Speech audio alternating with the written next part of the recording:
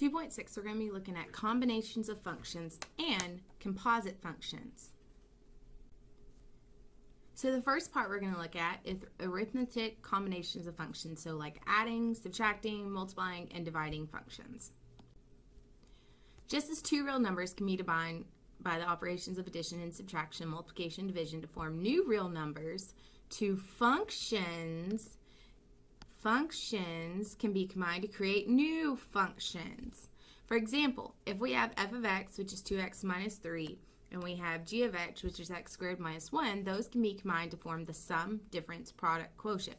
Remember, sum is addition, difference is subtraction, product, that's multiplication, and quotient, that's division. So you can see in the first one, if I want to add f and g, I just say, well, here's my f function and here's my g function. I'm going to add them together, which just basically is combining like terms. So I only have an x squared, I only have a 2x, but -1 and -3 I could combine together to give me -4. So I started with function, and now I've ended with a function. Now don't overwork this. That is your answer. That's all you're going to do. We can also do the difference of the two functions. So again, if it gives me a problem and it tells me f minus g, then I take my f function minus my g function. Now I'd rather add than subtract. So what I'm going to do is I'm going to distribute this negative. This is like a -1 right here. So I'm going to take that and distribute it in here, which basically is just going to change it to a positive, a negative, and a positive. It just changes all your signs. So now I'm working with 2x minus 3 plus x squared plus 1. And again, I can just combine like terms. I only have an x squared. I only have a 2x, meaning I don't have any other x squareds or any other x's to put together. And then -3 and +1 gives me -2. And I'm done. Don't overwork it. F times g, if I want to do f times g, I'm going to have to FOIL this together or distribute this together. So this times this would give me 2x cubed. 2x times -1 is -2x. -3x times x squared is -3x squared, and -3 times -1 is +3. Now it's best practice to put this in descending order, so I'm just going to switch those two middle ones, and that's my answer. That would be the product of f and g. Now when you get a quotient, you really can't always work that out, and so what we typically do is we write f over g, and if you can't do much with it, then you just have to state what your domain would be, which x can't be plus or minus 1 because that would give me division by 0. So doing your arithmetic combinations aren't bad. Just go slow and watch your signs. And the domain of a combination of functions of f and g's consists of all real numbers that are common to the domains of f and g. So in the case of that quotient, there is further restriction that g of x cannot equal 0. And that's how we got, and that's how in the previous problem we had x squared minus 1. We would set equal to 0, and that gives me x squared equal to 1, which is x equal to plus or minus 1. And that's why that restriction was written on that previous slide, just saying, hey, the domain, it can't be positive or -1. So here's a blue box, nice blue box from the book, and it says just basically, it's a notation. This is to remind you of notation.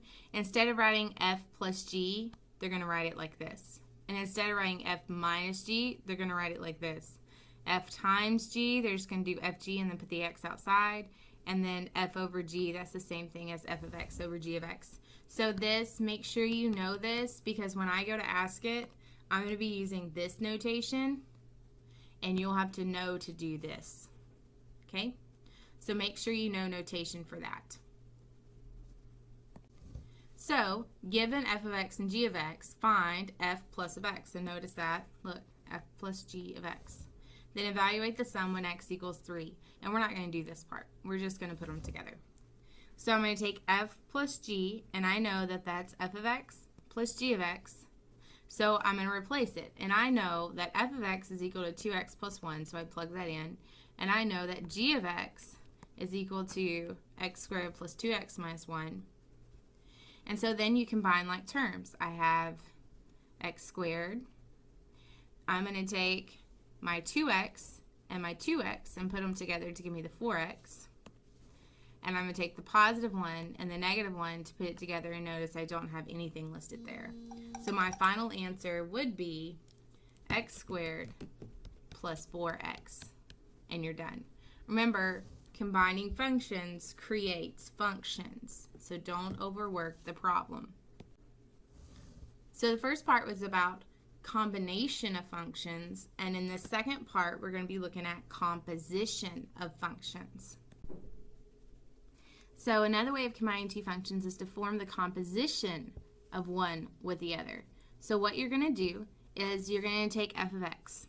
I'm going to do this one in black. So I'm going to take f of x equal to x squared, and I'm going to take g of x equal to x plus 1.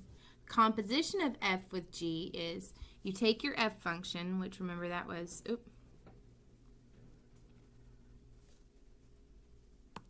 you take your f function, which was f of x, and instead of x, you're going to put in g of x. Well, g of x is equal to x plus 1, and then you take that x plus 1 and plug it in wherever you had x in your function. So that's how we end up with x plus 1 squared. Now they call this composition, and here's your notation for it, and it reads f composed with g. So it says composition of function f with the function g. This is your notation. The domain is the set of all x in the domain of g. I want you to know this notation and know that it means take the second one and plug it in for x in the first one. So given f of x equal to x plus 2 and g of x equal to 4 minus x squared, we're going to compose these together. So notice, I'm going to take my f function and I'm going to plug in my g function. So I take my f function, and that was f of x, and I'm going to plug in g wherever I had x. So you can see I now have g of x in here. G of x is equal to 4 minus x squared. So I take my 4 minus x squared, and notice I'm going to plug it in everywhere I had x in that function to give me 4 minus x squared plus 2, and then simplify to give me negative x squared plus 6.